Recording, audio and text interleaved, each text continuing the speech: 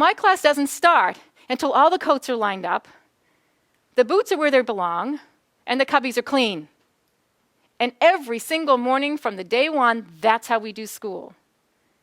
So that I'm demonstrating the regulation so that you can learn to self-regulate. But we have all kinds of goals around self-regulation, but then we're kind of wishy-washy about some expectations in our classrooms. And if you don't set that tone right in the beginning, have you ever done this? Kind of let it go and then tried to pull it back? And it's so hard.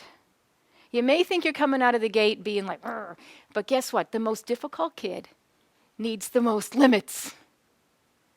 And the problem is we keep pushing the limits out.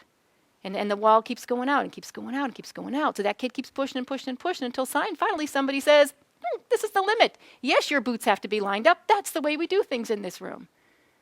There's a reason why kids end up incarcerated. And having worked with incarcerated kids, older children, they'll say to me, I have been doing this stuff all my life. This is the first time somebody closed the door. And it should have started by hanging up your coat, putting your boots away, making sure your cubby was clean. Thanks for watching, and I hope you found this video helpful.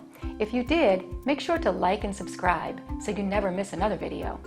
I speak and consult on school behavior, and I love to help districts solve some of these problems. See you next time.